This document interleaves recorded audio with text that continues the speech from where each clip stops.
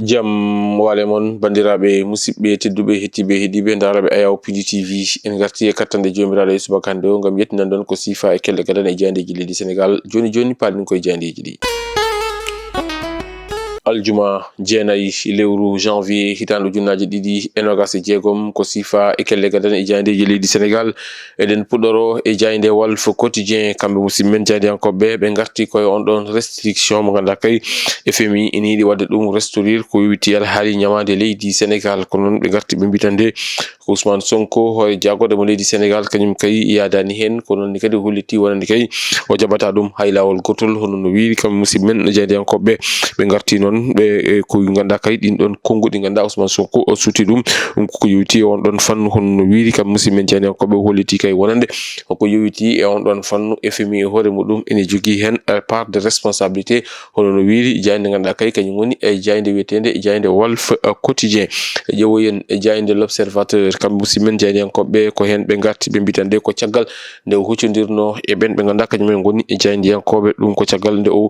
bismino on mo ganduɗa kay kañum woni nanda makko mo leydi Mauritanie o mo ganduɗa kañum woni horejo jagoɗo mo leydi Sénégal Ousmane Sonko kañum kay arti e ko yowiti alhaali e darde muɗum ko yowiti alhaali ɗum kay ganduɗa kañum woni nden ɗon ñamande ganduɗa kay FMI enen yiiɗi wadde ɗum restaurir ko yowiti ɗum ganduɗa kay kañum woni leydi Sénégal holliti ɗon kay wonande kay Sonko hoore muɗum kañum oɗo saaha joni ene waɗa ko wiyete ko défendre on ɗon plan mo ganduɗa kay kañum woni plan de redressement hono no wiiri e jayde ganduɗa kay kañum woni e jayde L'Observateur goɗɗum ko wi jayde L'Observateur ko on ɗon entretien mo ganduɗa kay ko interview de vérité ko ɗum woni koɓe mbi kamɓe musidɓe men jaydiyankoɓe garti toon e gudditugol ko yowiti alhaali ñawore hakkude Mame Mbaye Niang kamɓe Ousmane Sonko ɗo ɓe garti e ɗin ɗon konngudi ganduɗa kay Mame Mbaye Niang suuti ɗum e ñalawma hanki o walla ni mbiyen e kikiɗe hanki o ɗoɓe mbi ko mo ganduɗa kañum woni Mame Mbaye Niang kay wukkiti e jeygol hono no ɓe mbiri warti noon eko yowiti alhaali gudditgol on ɗon woni tan gudditgol walla jurnitugol ko yowiti e nden ɗon ñaworde ganduɗa kay waɗino hakkude makko e o mo ganduɗa kañum Ousmane Sonko o haali noon so tawi ko alhaali on ɗon rapport IGF o holliti kay wonande Cheikh Diba e hoore muɗum ene andi no gueɗe ɗe jaari hono no wiiri kanko musidɓe men e jaydiyankoɓe ɓe garti noon kadi e on mo ganduɗa kañum woni Mame Mbaye Niang ha joni suuti konngudi fewnu ɗum eɓe ganduɗa kañum woni hujjiki nantoɓe Ousmane Sonko ɗum ne kadi ine tawe e jayde ganduɗa kay ko kañum woni e jayde wiyetede e jayde L'Observateur ƴeewoyen jayde Point Actu kamɓe noon ɓe garti koye e nden ɗon ñamade caché woni tan no mbiri nden ɗon ñamade suuɗade nde leydi Sénégal hono no mbiri ɓe mbitande ko Ousmane Sonko kañum kay oɗo saaha joni waɗi exclure woni tan kala ko yowiti alhaali restriction wonande kay nden ɗon ñamade holliti noon wonde kadi o erima ɓe ganduɗa kañum goni FMI warti noon kadi o holliti wonde FMI hoore muɗum ene jogui hen a part de responsabilité ko yowiti on ɗon fannu musidɓe men jaydiyankoɓe ɓeydima luggikidade e gueɗe ɗe ɓe kolliti ni hay on ɗon caɗele walla ni ɗen ɗon caɗele leydi Sénégal wondi oɗo saaha hay e leydi Égypte e hoore muɗum ko ɗum woni ko wondi hono no wiiri jayde ganduɗa kay kañum woni e jayde wiyetede jayde Point Actu ƴeewoyen e jayde Tribune Quotidien kamɓe musidɓe men jaydiyankoɓe ɓe garti ɓe mbitande ko médecin après la mort woni tan mo ganduɗa kañum woni docteur caggal mayde hono no mbiri kamɓe musidɓe men jaydiyankoɓe ɗum ko yowiti alhaali on ɗon campagne jeeygu guerte hitande ujunnaje ɗiɗi e nogas e joyyi ɓe garti noon ɓe mbi ko hewɓe eɓe ganduɗa kañumen goni remoɓe ɓe guerte mumen kay mbattendi tan ko wantirde ɗum hono no wiiri kamɓe musidɓe men e jaydiyankoɓe ganduɗa kay kañum woni jayde ganduɗa kañum woni e jayde Tribune Quotidien ɓe gartini kadi ɓe kolliti wonande kay omo ganduɗa kañum woni horejo jagoɗo Ousmane Sonko e kañum hoore muɗum jaaɓi tigui rigui wonande kay ɗen ɗon caɗele ganduɗa kay ko mbiyaɗe no woodi ɗe ɗum ene laati hono no wiiri jayde ganduɗa kay kañum woni jayde Tribune Quotidien ɓe garti noon kadi e konngudi omo ganduɗa kañum woni directeur général mo Sonacos o holliti kay ɓe mbi directeur Sonacos kañum ko haali ko kay ene lutodiri e o ganduɗa kañum woni ko haali omo ganduɗa kañum woni horejo jagoɗo mo leydi Sénégal hono no wiiri e jayde nde ɓe gartini kadi eko yowiti alhaali Cour suprême ɓe mbitande Cour suprême kay woni ko waɗa saisir donc ko yowiti alhaali e gudditugol walla ni jurnitugol nden ɗon ñawore hakkude Mame Mbaye Niang kamɓe omo ganduɗa kañum woni Ousmane Sonko hono no wiiri e jayde Tribune Quotidien ƴeewoyen jayde Source A kamɓe musidɓe men jaydiyankoɓe ɓe gartitande ko e nden ɗon ñamade ɓe mbitande ko FMI ko kañum kay eri nde watte restriction ko yowiti alhaali nden ɗon ñamade leydi Sénégal kono de Ousmane Sonko kanyum kay ko wi tan ko tati memeta jeenayi hono no wiiri kambe musimen jeyni en ko be ganda kay kanyum woni jeyde source a ende rewmi quotidien ko hen arti be bitande ko restriction wonande kay enden don nyamade ganda kay ko nyamade gindirende leydi Sénégal ko litte kay wonande horejo jagod leydi Sénégal kanyum kay wi tan ko ala yadani hen tati memeta jeenayi ngatti non bitande ko FMI ene andi fofof no gele e jaari wadde non kam o yadani hen hono no wiiri jeyde ganda kay kanyum woni e jeyde rewmi quotidien ko na dum ko be garti on don assise mo ganda kay ko assise national de dara e garti e ngal don potital ngal ganda kay jagodo tambido ko yuti e jangde hono ko anniya ko sappitede hen hono no wiiri jeyde ganda kay kanyum woni e jeyde wetende jeyde rewmi jeyde rewmi quotidien jew yen jeyde le témoin kambe musimen jeyde ko be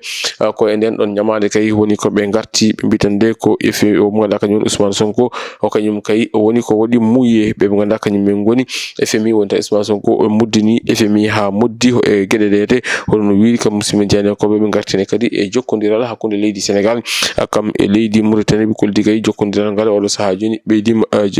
beydima sembitinede dum ko tiagal nde horejo jagol e leydi Mauritanie wali jilludo te ender leydi Sénégal be gartine kadi e ngal don potital ngal ganda kay jogori wonde hakkunde leydi Sénégal kam e leydi Mali dum ko yuti e on don coupe d'Afrique des nations ganda kay yuti won quart de finale hono no wiiri jeyde ganda kay kanyum woni e jeyde jeyde ganda kanyum woni jeyde le témoin jew yen jeyde gendirende le soleil kanyum arti ko e ngal don jokkodiral hakkunde leydi Sénégal kam e leydi Mauritanie be bitande ko lo saha joni kay e de leydi didde nena beydo yubbitinde kam e sembitinde on don coopérative mo ganda kay nena woni hakkunde den don leydele didi ngam wawde i weppinde ngal don jokkodiral ngal hono no wiiri kam musimen jeyne ko be ganda kay kanyum woni jeyde gendirende le soleil ko dum ko tawate e jeyde gendirende ko ngal don pottal pon ngal wadde hakkunde leydi Sénégal kam e leydi Mali dum ko yuti on don quart de finale coupe d'Afrique des nations jeyde l'évidence quotidien ko hen arti be bitande ko ngal don pottal kay ganda ko Portugal pattangal no fewi hakkunde leydele hoddibe leydi Sénégal kam e leydi Mali be kollitino garti non e konguli o ganda kanyum woni Pape Thiaw keblo kippo gendijo mo leydi Sénégal kam e konguli o ganda kanyum woni keblo kippo gendijo mo leydi Mali kambe kala nate mabbe ko dum woni ko bayini e hello adingo e den don jeyde wetende e jeyde l'évidence jeyde cioftal ballinde jeyde rewmi sport be gatti ko ngal don pottal be bitande kala hande kay balode teddugal leydi Sénégal nena ngoni e dabbale on don qualification ko yuti on don demi finale e ngel don kawgel africain ko ngudi Mamadou Sarr wondude e Cheikh Tidiane Sabali khani e on ganda kanyum woni Antoine Mendy e kala ine tawe e der jeyde ganda kay kanyum woni jeyde wetende e jeyde rewmi sport jeyde ganda kanyum woni jeyde point actu sport ko hen arti be bitande ko Pape Thiaw kanyum kay woni ko japti on mo ganda kanyum woni keblo kippo gendijo mo leydi Mali holto wonde kay hunde wona alhaali guerre ala ko juste tan ko dum fugo koyngel wadde non yidum wade no dum hanirta net dum non ko ngudi woni